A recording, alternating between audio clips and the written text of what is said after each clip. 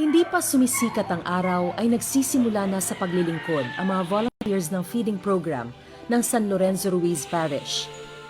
Abala na sila sa paghahanda at pagluluto ng tanghalian sa higit 200 bata at ilang senior sa mga mission areas na nakapalibot sa parokya.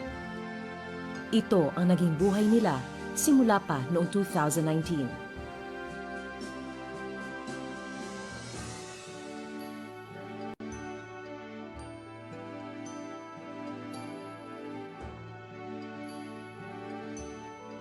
Araw-araw ay sumasakay ng tricycle, lumalakad sa mga masisikip na eskinita, gilid ng creek o makipot na tulay, maihatid lamang ang mga munting baunan sa mga tahanan. Hindi naging hadlang ang pandemya sa paghahatid ng tulong sa mga bata upang mapanatiling malakas ang kanilang pangangatawan.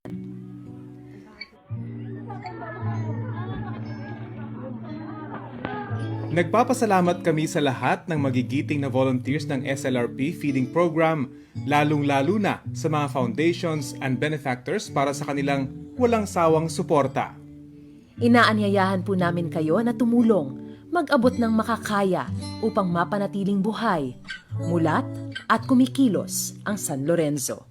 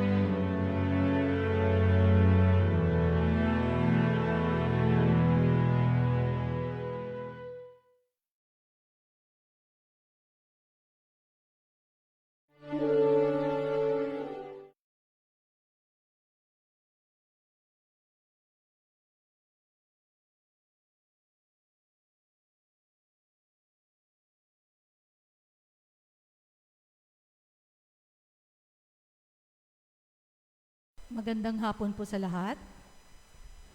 Ang ating banal na misa ngayon ay kasalukuyang naka-livestream sa Facebook page ng ating parokya, San Lorenzo Ruiz Parish, Quezon City. Ang lahat ay pinaalalahanang manamit ng naaangkop at aktibo at magalang na makilahok sa ating pagdiriwang. Magsiluhod po ang lahat para sa panalangin para sa banal na bokasyon. Sa ngalan ng Ama, ng Anak, at ng Espiritu Santo. Amen. O mapagpalang Ama, taos-puso kaming nagpapasalamat sa mga biyayang patuloy mong ipinagkakaloob sa sangkatauhan sa gitna ng makabagong panahon, pagsubok at panganib. Dakilang Ama sa langit, itulot mo na ang bawat tahanan, ipunla una sa lahat ang pag-ibig sa Diyos, pangalawa sa kapwa. Pagkalooban mo ng ibayong paglingap at pag-ingat ang mga kabataan.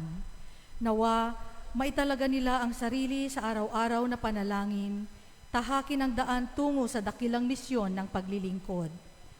Manaignawa ang bukal na hangaring, ilaan ang kanilang buhay bilang handog sa iyo.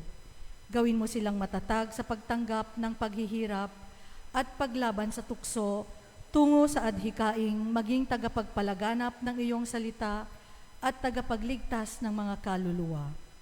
Sa pamamagitan ni Jesucristo, aming manunubos, at ni Maria, aming mahal na ina, ang sambayanang Katolika ay taimtim na nagsusumamo, dinggin ang aming mga dalangin. Nawa, mapuspos ng maalab na pagtugon ng mga magulang, mga kabataan, mga mananampalataya at ang simbahan sa malawakang panawagan, pananalangin at pagkilos sa pagyabong ng banal na bokasyon sa pagpapari, pagmamadre, buhay relihiyoso at relihiyosa. Amen. Sa ngalan ng Ama, ng Anak at ng Espiritu Santo. Amen. Please be seated for a while.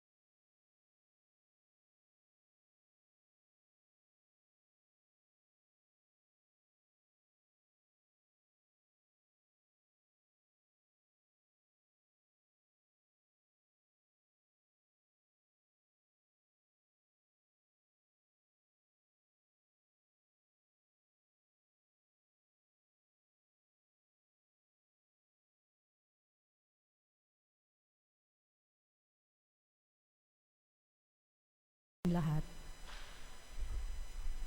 Ngayon po ay ang ika-21 linggo sa karaniwang panahon.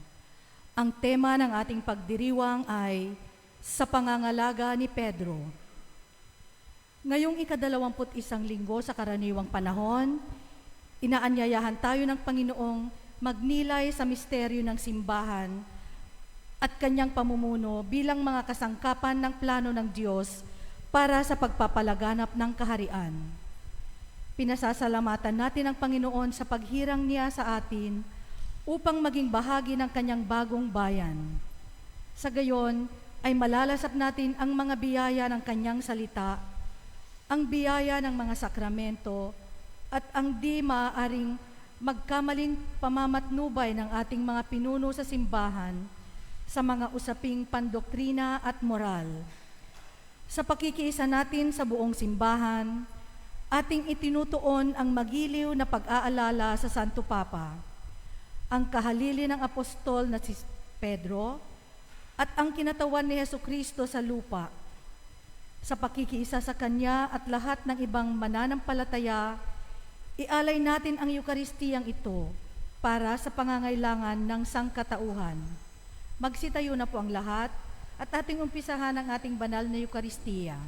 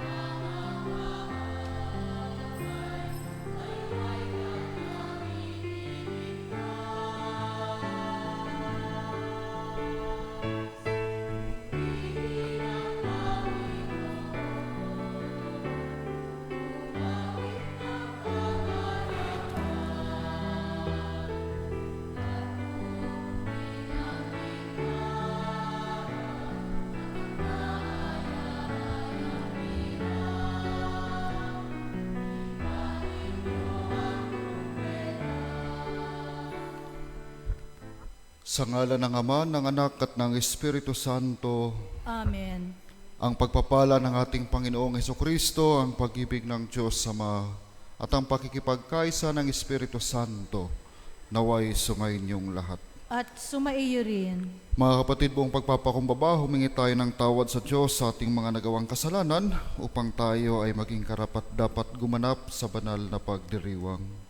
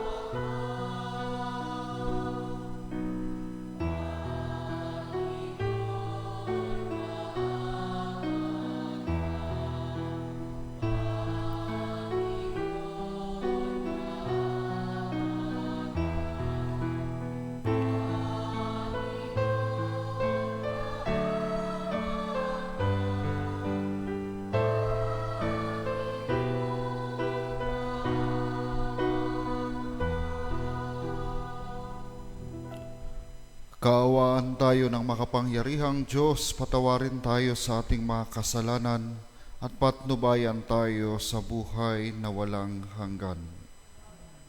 Amen.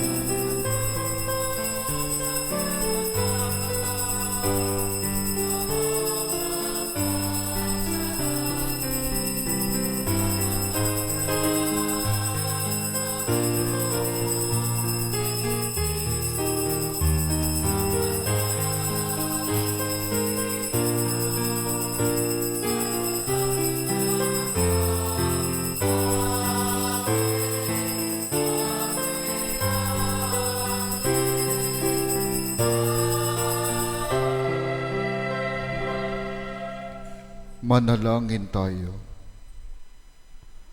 Ama naming makapangyarihan, ginagawa mo kaming magkaisa ng kalooban. Ipagkaloob mo ang iyong mga utos ay aming mahalin. Ang iyong mga pangako ay hangarin naming tanggapin upang sa anumang pagbabago sa paligid namin, manatiling matatag ang aming loobin. Sa tunay na kasiyahang matatagpuan sa iyong piling, sa pamagitan ni Jesucristo, kasama ng Espiritu Santo, magpa sa walang hanggan. Amen. Sa matandang panahon, ang pagbibigay ng mga susi ng isang tahanan ay nangangahulugan ng pagbibigay ng kapangyarihang mamahala sa gayong tirahan. Ang pangako ng mga susi sa sipi para ngayon ay nagbabadya ng higit na mahalagang pangako ni Jesus kay Pedro tungkol sa mga susi ng kaharian ng langit. Pagbasa mula sa aklat ni Propeta Isaías. Sinabi ng Panginoon kay Samnang, katiwala sa palasyo, aalisin kita sa iyong katungkulan at palalayasin sa iyong kinalalagyan. Tatawagin ko sa araw na iyon ang aking lingkod, si Eliakim na anak ni Hilcias. Siya ang pasusuotin ko ng iyong buong kasuotan. Ibibigay ko sa kanya ang iyong kapangyarihan. Siya ang magiging pinakaama ng Jerusalem at ng Huda. Ibibigay ko sa kanya ang susi ng bahay ni David. Ang kanyang buksay walang makapagsasara at walang makapagbubukas ng ipininid niya. Itatayo ko siyang parang haligi ng tolda. Itatayo ko ng matibay sa isang matatag na lugar. At siya'y magiging marangal na luluklukan para sa sambahayan ng kanyang ama. Ang salita ng Diyos. Salamat sa Diyos. Pag-ibig mo'y di kukupas, gawain mo'y magaganap. Pag-ibig mo'y di kukupas, gawain mo'y magaganap. Ako poon, buong pusong aawit ng pasalamat. Sa harap ng mga anghel, pupurihin kitang ganap. Sa harap ng iyong templo ay yuyuko at gagalang. Pupurihin kita roon, pupurihin ang iyong ngalan. Pag-ibig mo'y di kukupas, gawain mo'y magaganap. Dahilan sa pag-ibig mo at sa iyong katapatan, ikaw ay tunay na dakila, pati ang iyong kautusan. Noong ako ay tumawag, tinanggap ko ang tugon mo. Sa lakas mong itinulong, ay lumakas agad ako. Pag-ibig mo'y di kukupas, gawain mo'y magaganap. Dakila man ang poong Diyos, mahal din niya ang mahirap. Kumubli may kita yaong hambog at pasikat.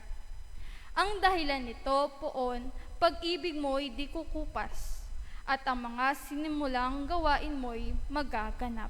Pag-ibig mo'y di kukupas, gawain mo'y magaganap. Matapos niyang pagnilayan ang panlahat na mapagligtas sa pag-ibig ng Diyos, nagpugay si San Pablo sa Diyos sa isang magandang himno ng papuring dapat nating tularan.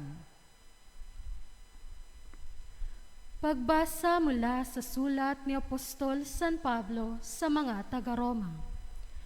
Napakasagana ng kayamanan ng Diyos. Di matarok ang kayamanan, karunungan at kaalaman ng Diyos. Hindi malirip ang kanyang mga panukala at pamamaraan. Gaya ng nasusulat, sapagkat sino ang nakaalam sa pag-iisip ng Panginoon? O sino ang naging tagapayo niya? Sino ang nakapagploob ng anuman sa Diyos para siya na may gantimpalaan, sapagkat mula sa Kanya at sa pamamagitan niya at sa Kanya ang lahat ng bagay. Sa Kanya ang karangalan magpakailanman. Amen.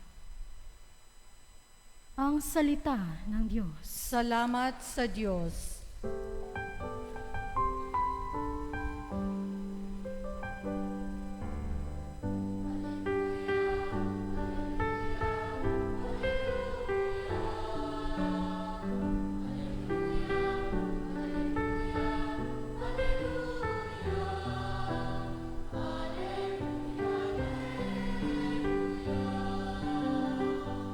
Ikaw, Pedro, ang saligan ng aking simbahang banal na daig ang kamatayan.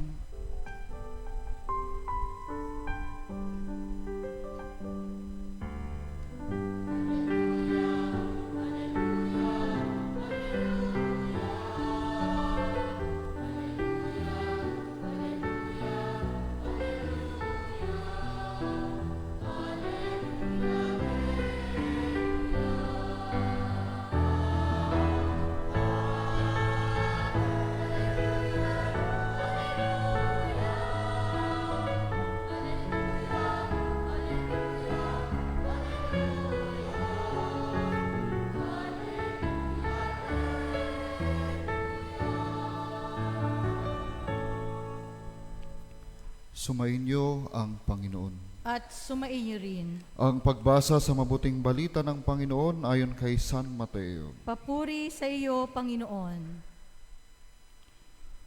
Noong panahong iyon, dumating si Jesus sa lupain ng Cesarea ng Pilipos. Tinanong niya ang kanyang mga alagad, sino raw ang anak ng tao ayon sa mga tao? At sumagot sila, ang sabi po ng ilan ay si Juan Bautista kayo. Sabi naman ng iba, si Elias kayo. At may nagsasabi pang si Jeremias kayo o isa sa mga propeta. Kayo naman, ano ang sabi ninyo? Sino ako? Tanong niya sa kanila. Sumagot si Simon Pedro, kayo po ang Kristo, ang anak ng Diyos na buhay. Sinabi sa kanya ni Jesus, mapalad ka, Simon, na anak ni Jonas, sapagkat ang katotohanan ito'y hindi inihayag sa iyo ng sinumang tao, kundi ng aking amang nasa langit. At sinasabi ko naman sa iyo, ikaw ay Pedro, at sa ibabaw ng batong ito ay itatayo ko ang aking simbahan, at hindi makapananaig sa kanya kahit ang kapangyarihan ng kamatayan. Ibibigay ko sa iyo ang mga susi ng kaharian ng langit. Ang ipagbawal mo sa lupa ay pagbabawal sa langit, at ang ipahintulot mo sa lupa ay pahihintulot sa langit. At mahigpit niyang tinagubilina ng kanyang mga alagad na huwag sabihin kanino man na siya ang Kristo. Ang mabuting balita ng Panginoon. Pinupuri ka namin, Panginoong Heso Kristo.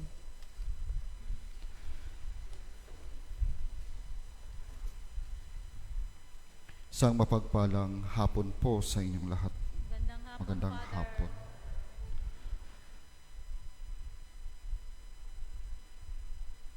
Sa ating Ebanghelyo, mayroon pong mahalagang katanungan ang ating Panginoong Hesus. Habang sila ay dumating sa lupain ng Cesarea Pilipos, ang lugar pong ito, sa panahon po natin, ay masasabing lugar kung saan puno ng kasaganaan,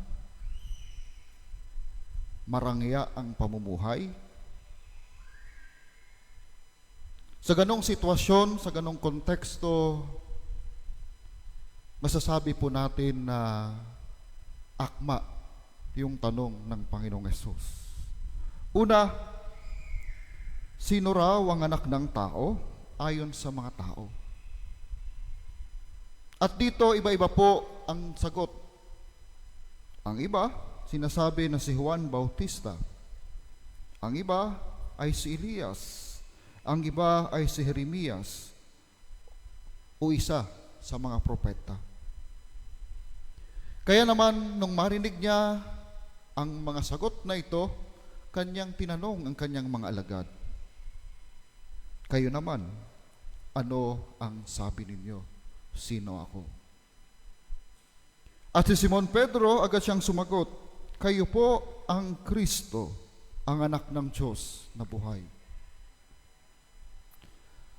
Una, wala man po si Simon Pedro sa panahon ng pagbibinyag ng Panginoong Hesus sa Ilog Jordan, na kung saan bumaba ang banal na Espiritu sa pamamagitan ng kalapati, hugis kalapati.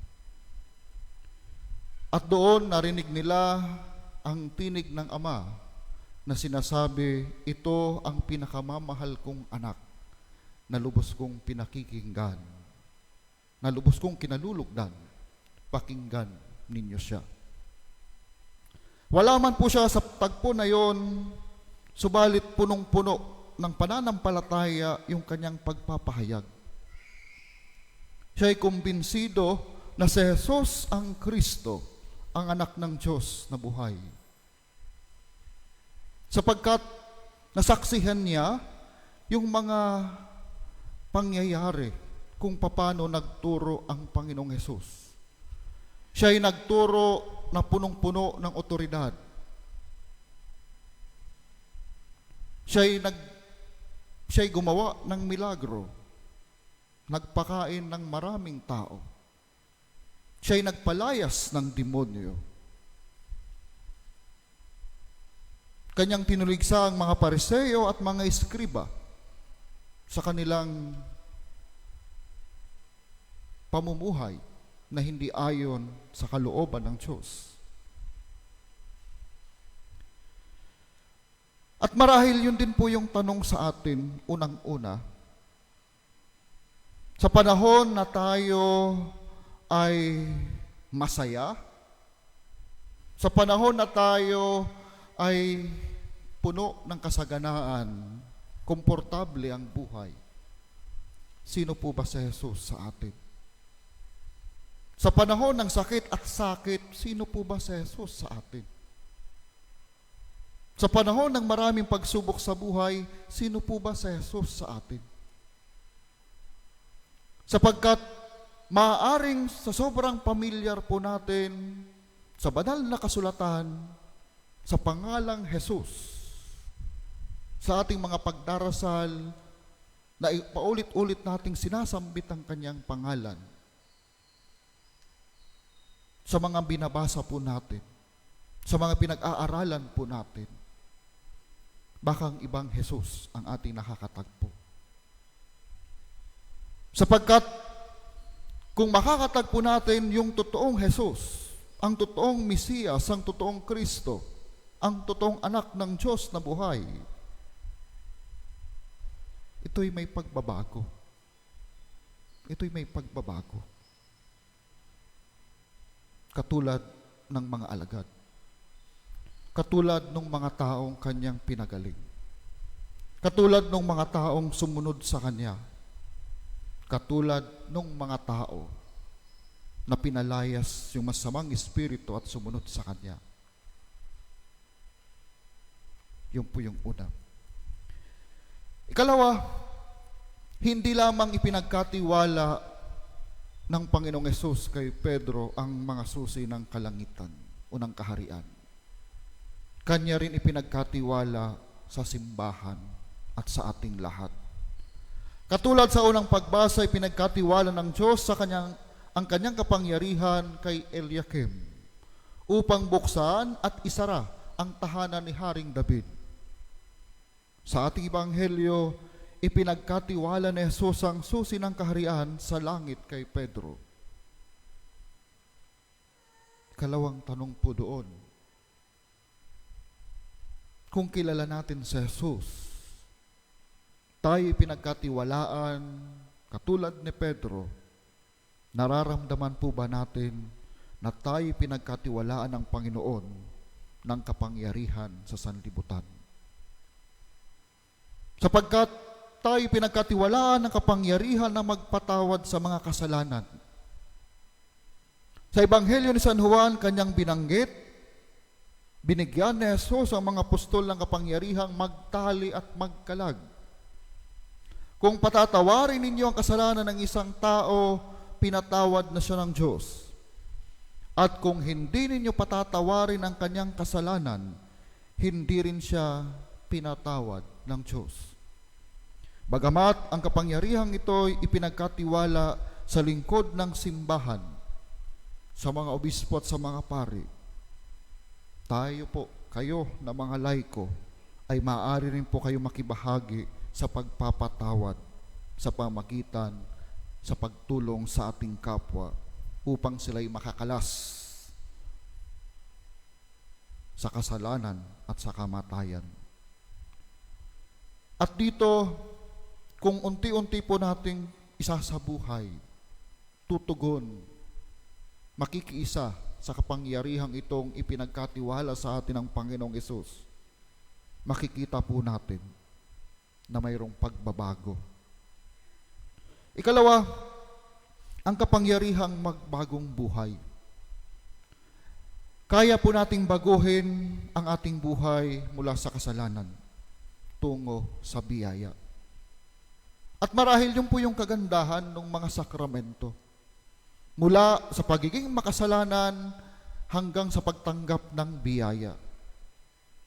Sa panahon po natin ngayon, nakikita po pa natin yung proseso sa tuwing tayo tumatanggap ng sakramento.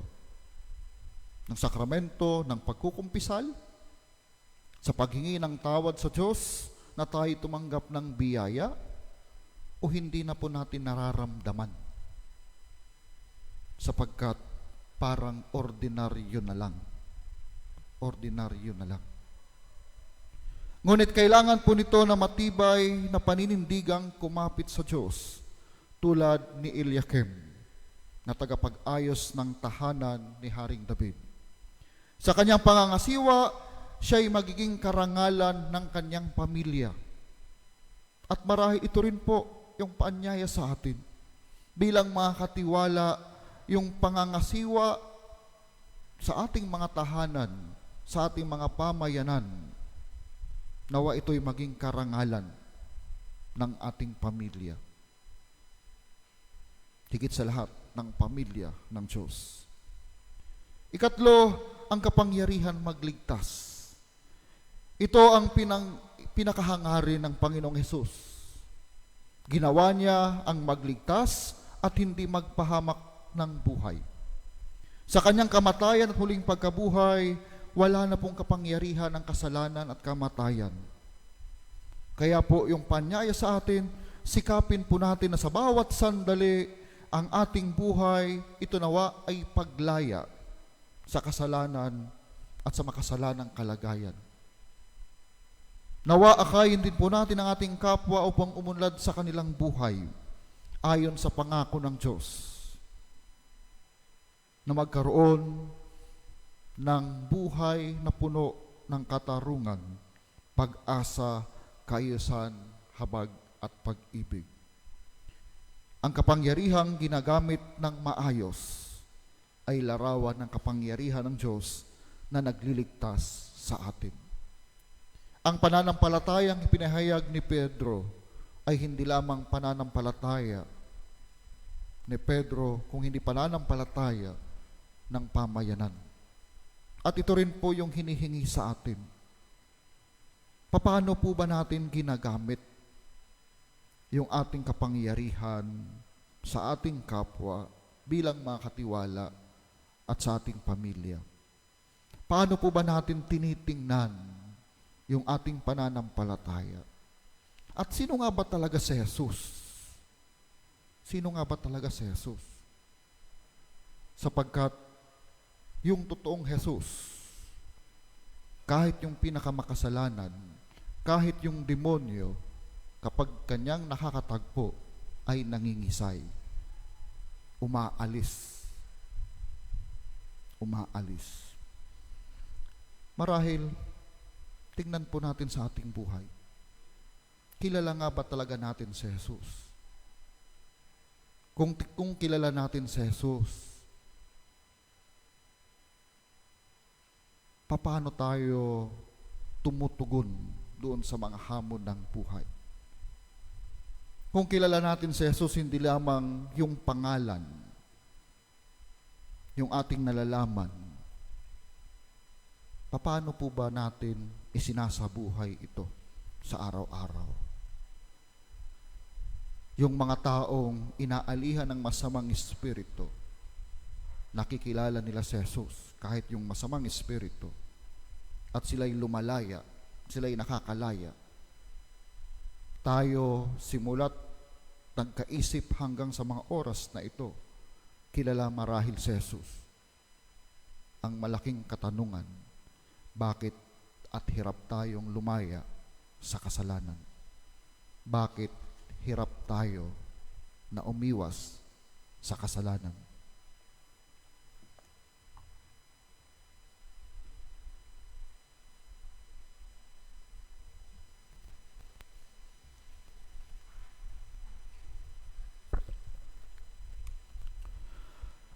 Sumasampalataya ako sa Diyos sa mga makapangyarihan sa lahat, na may gawa ng langit at lupa. Sumasampalataya ako kay Jesucristo, isang anak ng Diyos, Panginoon nating lahat. Nagkatawang tao siya lang ng Espiritu Santo. Ipinanganak ni Santa Mariang Birhen. Pinagpakasakit ni Poncio Pilato. Ipinako sa krus, namatay, inilibing. Nanawag sa kinaroonan ng mga yumao. Nang may katlong araw na buhay namang muli, umakyat sa langit, naluluklok sa kanan ng Diyos sa mga makapangyarihan sa lahat. Doon magmumulat paririto at huhukom sa nangamubuhay at nangamatay na tao. Sumasampalataya naman ako sa Diyos Espiritu Santo, sa banal na simbahang katolika, sa kasamahan ng mga banal, sa kapatawaran ng mga kasalanan, sa pagkabuhay namang muli ng matay na tao, at sa buhay na walang hanggan. Amen. Sa Ebanghelyo ngayon, pinaalalahanan tayo tungkol sa panahong itatagal ng simbahan at sa kakayahan nitong manindigan laban sa mga pag-aatake rito ng demonyo. Bilang mga anak ng simbahan, tayo dumulog sa Panginoon para sa mga pangangailangan nito bilang pamilya ng Diyos sa lupa. At sa bawat panalangin ng ating itutugon, Panginoon, dinggin ang aming panalangin. Panginoon, dinggin ang aming panalangin. Para sa simbahan, ang bagong bayan ng Diyos, nawa magpunyagi siya sa katapatan sa kanyang tagapagtatag habang sinusubaybayan siya ng buong malasakit, lakas at pagmamahal. Manalangin tayo. Panginoon, dinggin ang aming panalangin. Para sa Santo Papa, ang kahalili ni Pedro bilang pinakapastol ng simbahan, nawa patuloy niyang malasap ang pamamatnubay ng Panginoon at ang kanyang pagtatanggol laban sa kasamaan. Manalangin tayo. Panginoon, dinggin ang aming panalangin. Para sa mga obispo, ating kura paroko, at lahat ng iba pang pinuno ng simbahan, nawa patnubayan nila ang kawan ng Diyos sa ulirang katapatan sa dakilang pinuno upang maging inspirasyon at pampasigla sa atin. Manalangin tayo. Panginoon, dinggin ang aming panalangin. Para sa ating mga pinunong pambayan at mga nanunungkulan, nawa itaguyod nila ang kapakanan ng mga tao sa pamamagitan ng makatarungang mga batas. Manalangin tayo. Panginoon, dinggin ang aming panalangin. Para sa kabataan ng daigdig, lalo na para sa mga nagdarahop sa mga material at moral na pangangailangan, nawa ang simbahan ay maging patnubay nila at tagapagsulong ng kanilang kapakanan. Manalangin tayo. Panginoon, dinggin ang aming panalangin. Tahimik nating ipanalangin ng ating mga pansariling kahilingan at ang lahat ng kahilingan para sa banal na misang ito.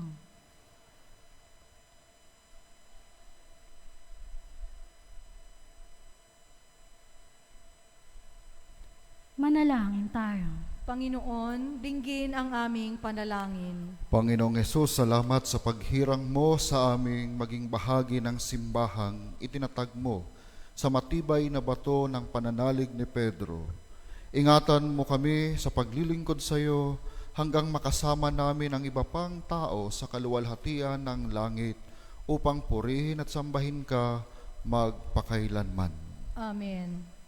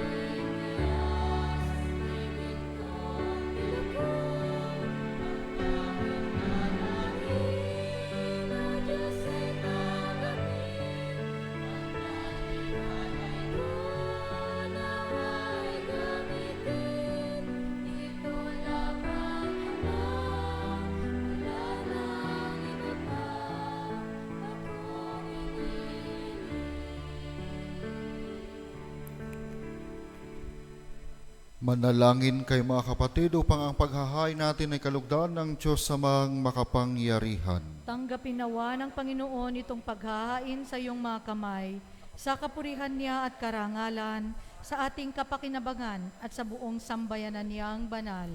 Ama naming lumikha, pinagkamit mo kami ng iyong pagkupkop, pakundangan sa isang pampalagiang paghahandog. Kaya't sa iyong sambayanan ay iyong ipagkaloob ang pagkakaisa at kapayapaang nagbubuklod, bunga ng aming mga alay na iyong ikinalulugod. Sa pamagitan ni Jesucristo, kasama ng Espiritu Santo, magpasawalang hanggan. Amen. Sumainyo ang Panginoon. At sumaiyo rin, Itaas sa Diyos ang inyong puso at diwa. itinaas na namin sa Panginoon. Pasalamatan natin ang Panginoong ating Diyos. Marapat na siya ay pasalamatan. Ama naming makapangyarihan, tunay ngang marapat na ikaw ay aming pasalamatan. Nasa iyo ang aming buhay, pagkilos at pag-iral. Sa pamumuhay naming araw-araw, tinatamasa namin ang iyong pagmamahal.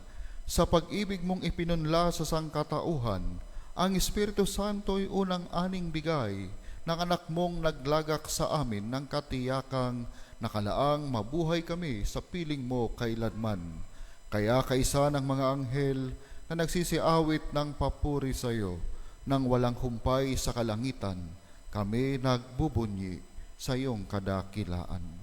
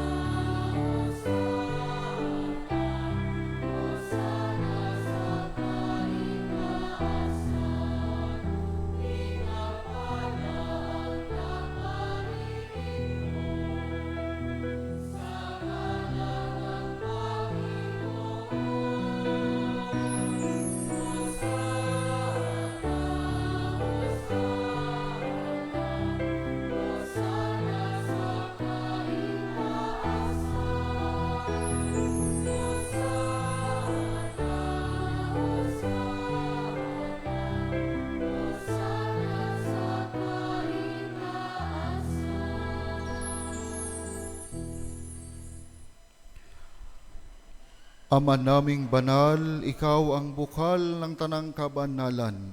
Kaya't sa pamagitan ng iyong Espiritu, gawin mong banal ang kaloob na ito upang para sa amin, maging katawan at dugo ng aming Panginoong Hesukristo. Bago niya pinagtiis ang kusang loob na maging handog, hinawakan niya ang tinapay, pinasalamatan kaniya, pinaghati-hati niya yun, iniabot sa kanyang mga alagad at sinabi, "Tanggapin ninyong lahat ito at kanin. Ito ang aking katawan na ihahandog para sa inyo."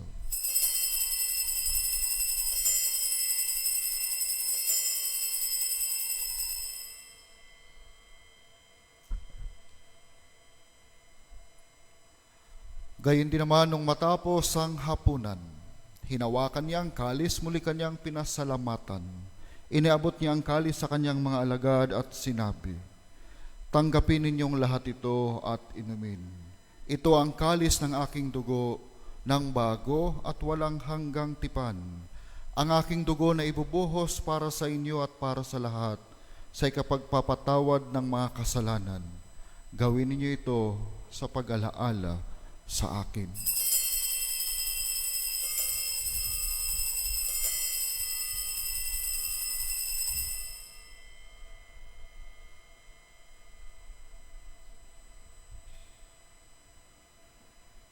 Ipagbunyi natin ang misteryo ng pananampalataya.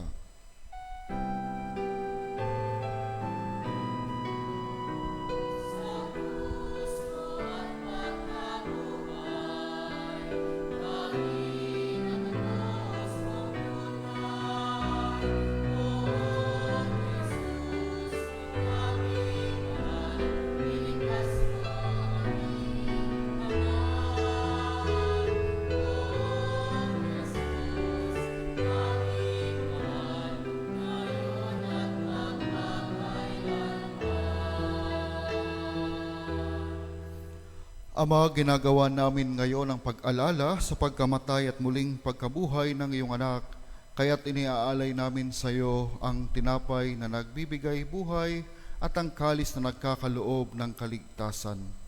Kami nagpapasalamat dahil kami iyong minarapat na tumayo sa harap mo para maglingkod sa iyo. Isinasamo namin kaming magsasalo-salo sa katawan at dugo ni Kristo ay mabuklod sa pagkakaisa sa pamagitan ng Espiritu Santo. Ama, lingapin mo ang iyong simbahang laganap sa buong daigdig. Puspusin mo kami sa pag-ibig, kaisa ni Francisco na aming Papa at ni Roberto na aming Obispo at ng Tanang Kaparian. Alalahanin mo rin ang mga kapatid naming nahimlay nang may pag-asang sila'y muling mabubuhay, gayon din ang lahat ng mga pumanaw. Kaawaan mo sila at patuloyin sa iyong kaliwanagan. Kaawaan mo at paging dapating kaming lahat na makasalo sa iyong buhay na walang wakas.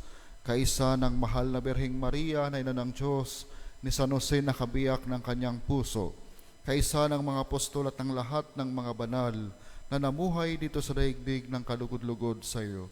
May pagdiwang nawa namin ang pagpupuri sa kararangal mo sa pamagitan ng iyong anak na aming Panginoong Hesukristo.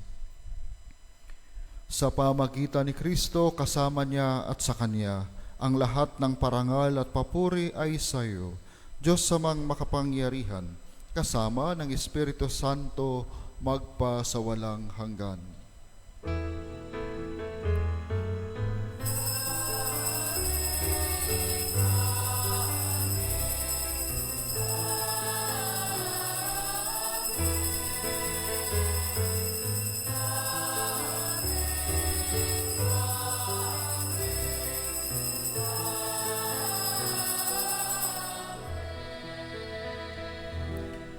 Sa kapangyarihan, sa tagubilin ng mga nakagagaling na utos at turo ni Jesus na Panginoon natin at Diyos, ipahayag natin ng lakas loob.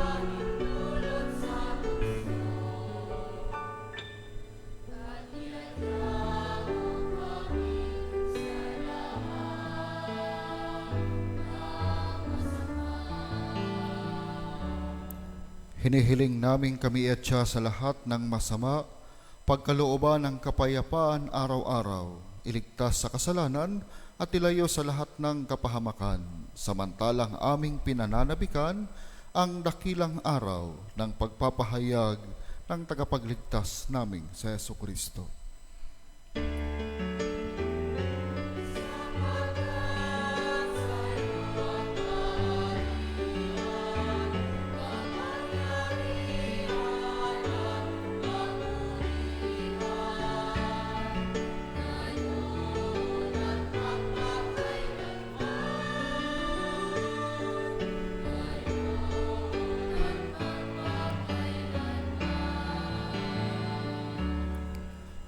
Panginoong Hesukristo, sinabi mo sa iyong mga apostol, kapayapaan ang iniiwan ko sa inyo. Ang aking kapayapaan ang ibinibigay ko sa inyo. Tunghayan mo ang aming pananampalataya at huwag ang aming pagkakasala. Pagkalooban mo kami ng kapayapaan at pagkakaisa ayon sa iyong kalooban, kasama ng Espiritu Santo magpasawalang hanggan. Amen. Ang kapayapaan ng Panginoon ay laging sumainyo. At sumaiyo rin. Magbigayan po tayo ng kapayapaan sa isa't isa.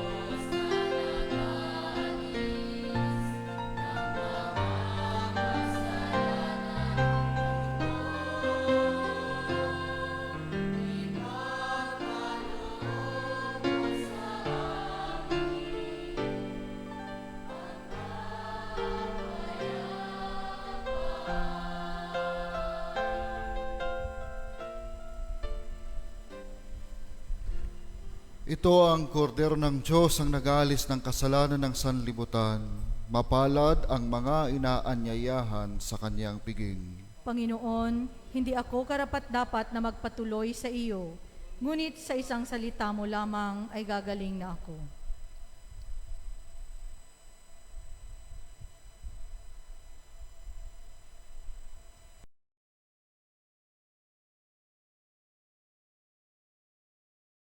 Espiritual na pakikinabang. O Jesus ko, naniniwala ako na ikaw ay tunay na naririyan sa banal na sakramento. Minamahal kita ng higit sa lahat at ninanais ko na ikaw ay tanggapin sa aking kaluluwa. Bagamat sa sandaling ito ay hindi kita matatanggap sa paraang sakramental, pumarito ka man lamang sa aking puso sa paraang espiritual. Tinatanggap kita na ikaw na naririto at buong puso akong nakikipag-isa sa iyo. Huwag mong pahintulutang ako'y mapahiwalay sa iyo. Amen.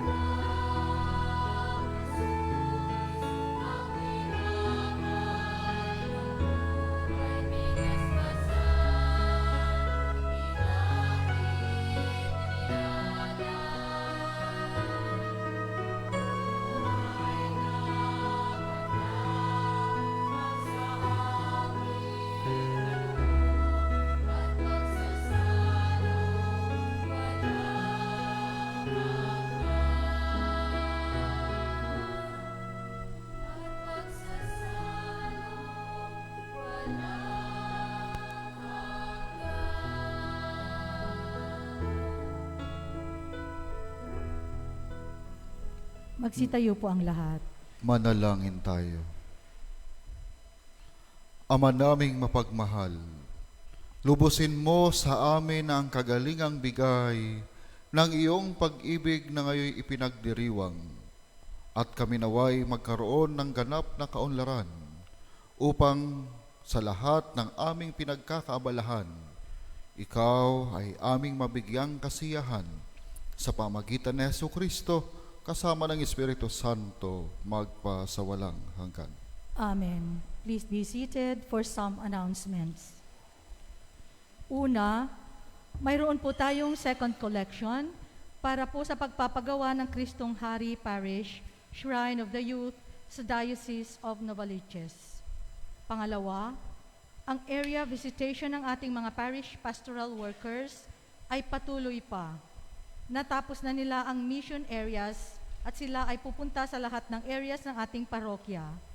Layunin nitong kamustahin ang mga parokyano ng San Lorenzo at mapag-usapan ang mga programa ng simbahang akma sa mga pangangailangan ng mga pamilya at komunidad. Ito ay hanggang sa August 31. Sa detalyadong schedule ng pagbisita, maaari pong sumangguni sa inyong BEC coordinator. Hinihikayat din po ang lahat ng area coordinators, assistant coordinator, and ministry heads or assistant ministry head na makiisa sa area visitation. At panghuli, ang grupong CFC or Couples for Christ ay malugod na iniimbitahan ng lahat, lalo na ang mga mag-asawa na taga-parokya ng San Lorenzo Ruiz na sumali at mag-attend ng CLP o Christian Life Program. Ito po ay gaganapin sa Formation Hall ng San Lorenzo sa September 2, Saturday, alas 7 ng gabi, 7 p.m. Ang titulo po ay Beshi Love Endures. Pero ang ibig sabihin po niyan ay Be still, His everlasting love endures. Nahango sa Biblia mula sa Salmo 46 verse 10. Be still and know that I am God. Kayo ay magsitigil at kilalanin ninyo na ako ang Diyos.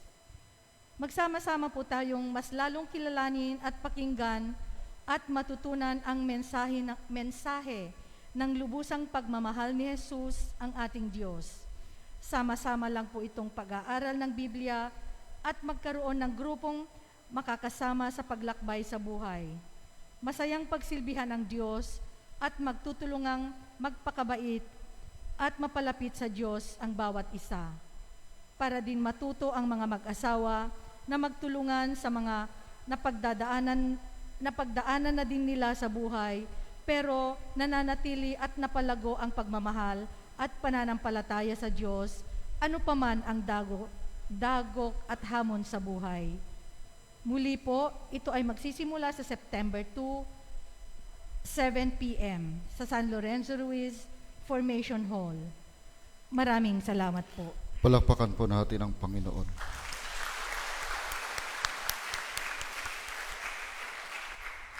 Sa ngalan po ni Father Xiao, ang kawaksing kura ng Pastoral Council ng parokya, sa panguna ng mag-asawang De la Cruz, ng Finance Council, Kuya Peter sa kanya Atilina, ng Basic Ecclesial Community, sa panguna ni Kuya Boy at ni Ate Heidi, at ng mga kasama, ang aming pasasalamat, kasama yung mga madre, sa inyong pagiging bukas sa pagtanggap sa programa na pagbisita, pagkonsulta, pagdalaw sa inyong mga tahanan ng mga laikong lingkod ng parokya. Hindi lamang po mahalaga yung mga information na inyong ibinigay, higit sa lahat, ang mas mahalaga po doon yung naging karanasan ng mga laikong lingkod ng parokya, dahil yung gagawing programa, sa loob ng 5 taon, sila po yung mag-iisip, magpaplano, sana yung kanilang karanasan sa pagbisita ay mas nakapagpalalim, na sila mismo ay kumbinsido sa programang kanilang gagawin. Hindi lamang po gagawa ng programa for the sake na mayroong programa, kung hindi ito yung programa na kailangan akma at tugon sa pangangailangan ng parokya. So sa lahat po, sa inyo, maraming salamat po. Kalawa, maraming salamat po sa inyong patuloy na suporta sa feeding program, sa mga social services ng parokya. Nawa, Diyos ng bahala na magpuno, magbigay ng pagpapala, anuman yung kailangan ng inyong pamilya sa inyong pagiging mapagbigay sa mga programa at pangangailangan ng simbahan at ng ating kapwa. Katlo, sa susunod na buwan po ay ipagdiriwang ang kapiyastahan ng parokya. Nawa, hindi lamang ito parang lilipas lang. Kung hindi ito'y panibagong karanasan, panibagong pakikipagtagpo, pakikilakbay na kasama ang patron si San Lorenzo Ruiz. Kaya sana buong parokya po ang magdiwang. Sana magkaisa sa ganitong mga gawain. Isa po sa mga gawain po, pinagsusumikapan namin na yung pagdalaw ng Poong Nazareno dito po sa parokya. Hopefully 3 days po siya na nandito. So yung may mga deboto sa Poong Nazareno, inaayos po namin na during Novena Mass, preparation sa piyesta, siya po yung nandito kahit 3 araw sa parokya. At iba pa pong mga gawain at programa, sana po ay mas makapagpalalim pa sa ating buhay pananampalataya. Mayroon pong medical and dental mission, iba pa pong programa. So mga nais makiisa, tumulong, ay welcome po. Pwede po kayo makipag-ugnayan kay Kuya Peter, kay Ate Lina, Kuya Anthony, Ate Richie, and Kuya Boy and Ate Heidi, o sa opisina o direkta po sa amin. Panghuli, isang kahilingan po. Bukas po mag-uumpisa ang retreat ng mga pari ng Diocese ng Novaliches. Sana isama po ninyo kami sa inyong mga panalangin, and rest assured po ng aming panalangin para sa inyong mga intentions habang kami ay nasa retreat. Salamat po. Magsitayo na po. Sumayin niyo ang Panginoon. At sumayin niyo rin. At pagpalain kayo ng makapangyarihang Diyos Ama at Anak at Espiritu Santo. Amen. Amen. Naalin ng banal na misa, humayo kayo sa kapayapaan ni Kristo. Salamat sa Diyos.